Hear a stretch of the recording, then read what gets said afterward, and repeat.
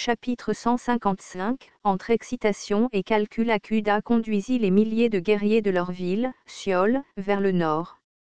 Considérant qu'une guerrier Rakshasa pouvait affronter 10 pangolins, c'était certainement un grand nombre.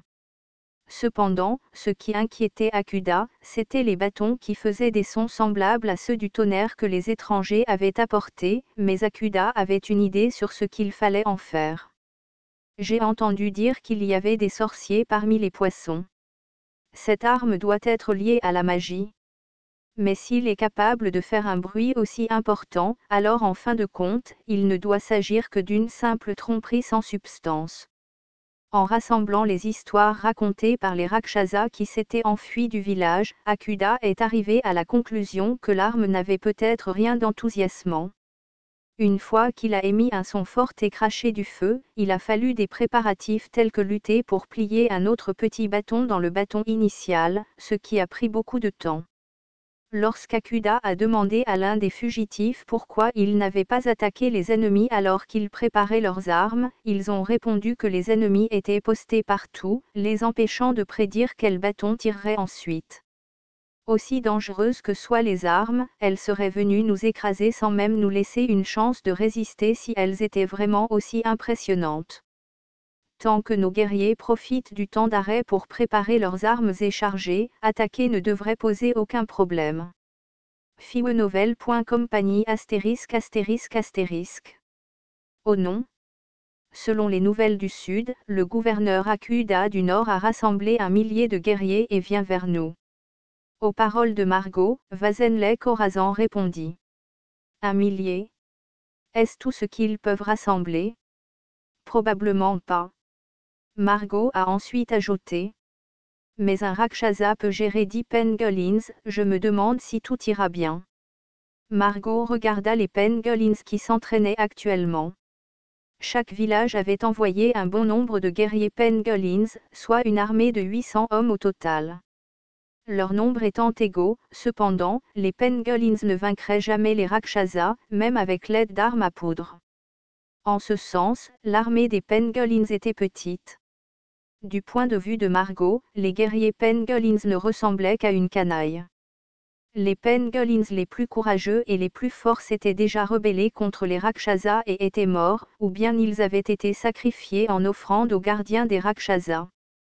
La seule raison pour laquelle ces pangolins pouvaient même servir de guerriers était qu'ils ne se transformaient pas par réflexe en boules lorsqu'ils faisaient face à des ennemis. Et cette exigence n'avait été fixée par Vazen que pour déterminer s'ils seraient en mesure d'utiliser les armes à portée d'outre-mer. Lorsque Vazen avait rassemblé les guerriers pangolins pour la première fois, c'était le chaos. Au moment où Vazen a tiré une mèche en l'air, un quart des pangolins rassemblés là se sont par réflexe roulés en boule. Vazen a donc dû leur dire quelque peu sévèrement de se remettre sur pied, et certains pangolins ont suivi ses paroles. Avec un ton qui suggérait qu'il n'y avait pas de quoi s'inquiéter, Vazen les rassura avec confiance en disant « Nous n'utiliserons pas d'armes blanches mais ces fusils à mèche, alors de quoi s'inquiéter ?» Vazen regarda Margot. Ce petit pangolin avait beaucoup de peur, mais il avait quand même du courage et était flexible dans différentes situations. Ce qui veut dire qu'ils sont vifs d'esprit. De l'avis de Vazen, être vif d'esprit signifiait avoir beaucoup de pensées qui lui traversaient la tête. Et Vazen croyait que ce trait de Margot, qui avait été esclave, leur permettait de survivre parmi les Rakshasas et de saisir les opportunités lorsque les choses tournaient sens dessus-dessous. Dis-moi ce qui te préoccupe. S'il y a quelque chose auquel je n'ai pas pensé, alors nous devrons peut-être rattraper ces choses. Oui, c'est vrai. Nous sommes assez doués pour tirer sur ces objets appelés mèche à mèche. Margot a dit. Même s'ils tirent plus loin que les arbalètes, ils ne sont pas aussi précis. De plus, comme le recul est plus fort que lors du tir à l'arbalète, utiliser du cuir fin pour protéger nos épaules n'est pas très efficace, et ce n'est pas non plus comme si elles pouvaient être rechargées plus rapidement que les arbalètes et il n'y a pas assez de mousquets. Vazen était d'accord avec le dernier point de Margot. En comptant ceux à bord du navire de communication ainsi que ceux amenés à la hâte de l'île de Doltan, il n'y avait que 200 mousquets au total. Après cela, les fournitures devraient être apportées directement de Blackscale, ce qui prendrait beaucoup de temps. Par conséquent, seuls 200 des 800 pangolins seraient des artilleurs, 100 autres seraient des arbalétriers et les autres seraient des lanciers. Vazen dit alors. Mais nous pouvons encore déployer immédiatement plus d'artilleurs que d'arbalétriers qualifiés. Cela devrait suffire. Et vous nous avez aussi. Malgré tout, vous n'êtes qu'une cinquantaine. Alors faisons confiance à Ilov. Les yeux remplis d'impatience, Margot leva finalement les yeux vers Ilov, qui était perché au sommet du petit temple. Pour Vazen, il semblait que Margot pensait que le combat valait la peine d'être tenté à cause d'Ilov. Mais ce ne sera pas le cas. L'objectif de Vazen n'était pas simplement de gagner la bataille. Il s'agissait de vaincre complètement les Rakshasas avec les seuls pangolins. Vazen regarda le village. Une quinzaine de jours seulement s'étaient écoulés, mais le paysage avait considérablement changé. Tandis que les artilleurs pangolins poursuivaient leur entraînement et émettaient des bruits de claquements, du nitrate était ramené dans des charrettes depuis les montagnes voisines, et des arbres avaient été abattus et mis dans des fours à bout pour fabriquer du charbon de bois. À l'intérieur des grands bâtiments en bois, le fer en fusion coulait goutte à goutte. Chaque goutte tombait et se solidifiait en une forme circulaire, qui devenait une balle pour les fusils à mèche. Même si Ilov aurait pu déclencher le début de leur salut, si les pangolins n'étaient pas capables de se sauver eux-mêmes, les futurs combats seraient difficiles. Au contraire, si les pangolins parvenaient à se sauver, la bataille qui les attendait deviendrait plus facile. Pour s'assurer qu'ils seraient prêts le moment venu, Vazen a enseigné aux artilleurs la formation qu'il avait lui-même créée. Astérisque astérisque astérisque un guerrier Rakshasa murmura à Akuda. Je vois les pangolins là-bas. Je les vois aussi. Quelle bande d'imbéciles! Les troupes de Rakshasa se sont cachées dans la jungle et ont observé le sommet de la colline où se trouvaient les pangolins. Une centaine de pangolins se trouvaient sur la colline, dont le sol était couvert de rochers plats et de pierres. Pour cette raison, il n'y avait pratiquement pas de grands arbres et l'herbe qui poussait entre les rochers couvrait à peine les chevilles. S'ils se trouvent dans un espace aussi ouvert, il n'y aura pas de buissons dans lesquels les guerriers pourraient se cacher. Akuda pensait qu'il y avait quelques règles en matière de guerre. L'une d'elles était de ne pas révéler leur présence à l'ennemi avant le début du combat. Bien entendu, la distance est assez grande pour lancer des pierres ou tirer à l'arbalète. Mais s'ils ne connaissent pas nos emplacements et que nous connaissons les leurs, nous pouvons attaquer quand et où nous voulons. De plus, il semblait y avoir une odeur de brûlé provenant des pangolins pour une raison quelconque. Et c'est grâce à cette odeur que les Rakshasas avaient localisé les pangolins en premier lieu. Akuda a dit. Nous devons d'abord les maîtriser rapidement. Serait-il acceptable de ne pas vérifier la colline supérieure? Pour vérifier cette colline, il faudrait de toute façon les dépasser par l'avant. Et si nous ne voulons pas faire cela, nous devrons emprunter un chemin plus long. Nous ne pouvons pas nous permettre de rater cette occasion en perdant du temps à le faire. Les guerriers étaient d'accord avec ce que disait Akuda. Il n'y avait qu'une centaine de pangolins et ils n'étaient armés que de gourdins et de lances. Étant donné que les Rakshasas ne considéraient les pangolins que comme des esclaves, le combat que menaient les pangolins semblait au mieux honteux. Akuda désigna un guerrier et dit. Menez les guerriers sans sang et chargés? Merci de m'avoir donné l'honneur de mener la charge, Akuda. Akuda étouffa un rire et pensa, bien que ce ne soit que des pangolins, nous n'avons toujours pas compris ce que sont les bâtons qui émettent des sons semblables à ceux du tonnerre. Leur présence ne serait pas une simple coïncidence. Environ 200 guerriers Rakshasas chargèrent vers les pangolins. Et à ce moment-là, Margot, qui faisait partie des 100 pangolins, a crié. Bu. Les pangolins ont tout visé les Rakshasas. Feu. Claqué. Claqué. Claqué. Des flammes ont éclaté suite au bruit fort et une fumée blanche s'est élevée au-dessus de la colline. Les guerriers Rakshasas qui chargeaient sous le commandement d'Akuda tombèrent au sol. Avec leur longue queue et leur centre de gravité bas, les pangolins étaient avantagés pour résister au recul. L'entraînement a également permis aux pangolins de ne pas être surpris par le bruit des coups de feu, donc après avoir tiré avec leurs armes, ils ont immédiatement rechargé et se sont déplacés vers l'arrière. Margot a alors crié à nouveau. Bu. Lorsque les guerriers Rakshasa virent ceux qui couraient devant eux tomber au sol, ils ralentissèrent par réflexe leur rythme.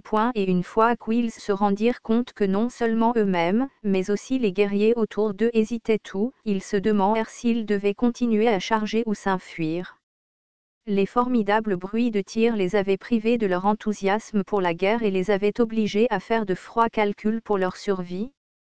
Et rester coincés entre leur excitation et leur calcul s'est avéré être leur erreur fatale. Feu. Claquer. Claquer.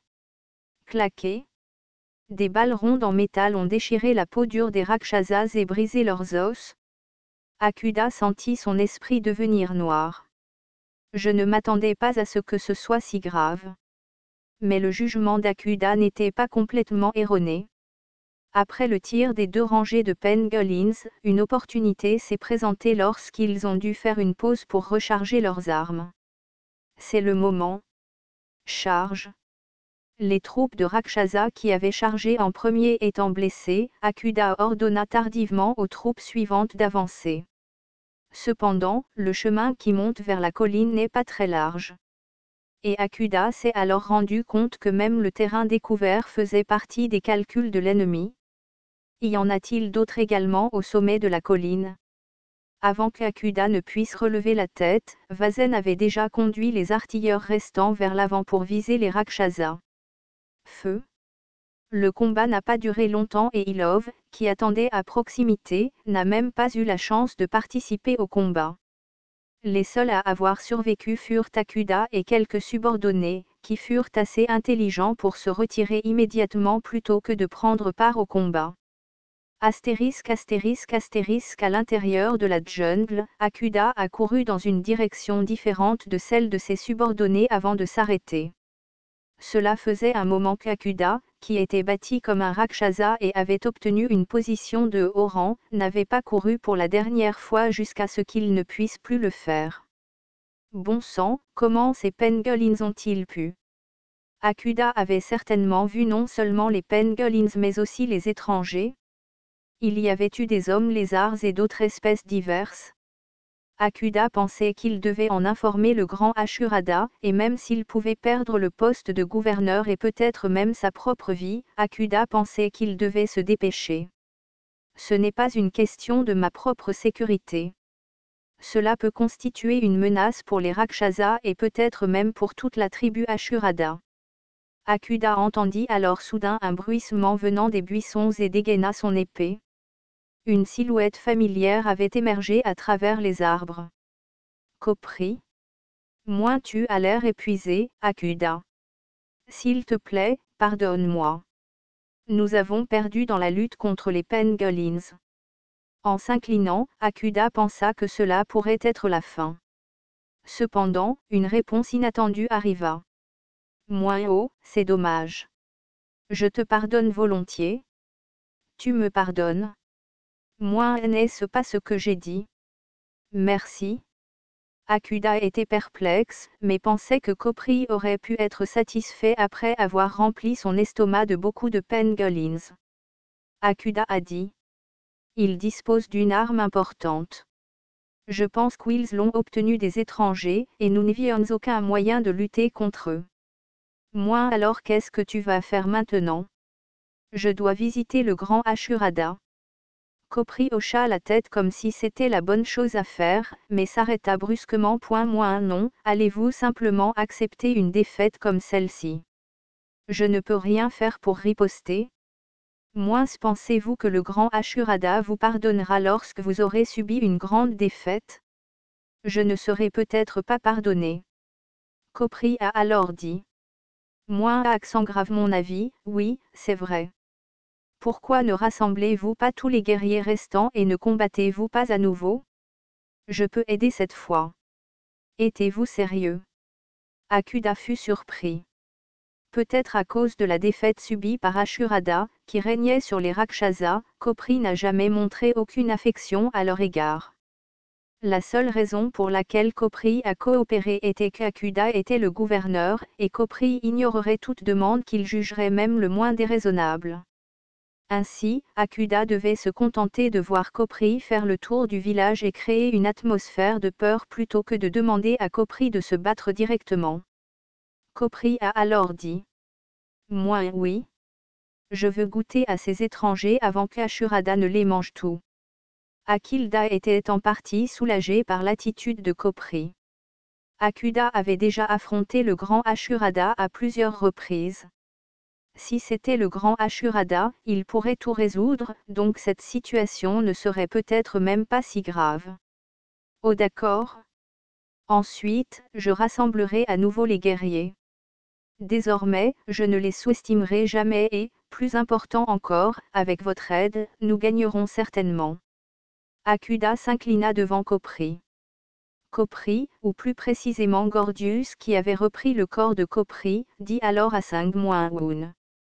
Moi père, Night Sky, cela a été fait comme tu le souhaitais. Sangmoun a répondu. Moins bien.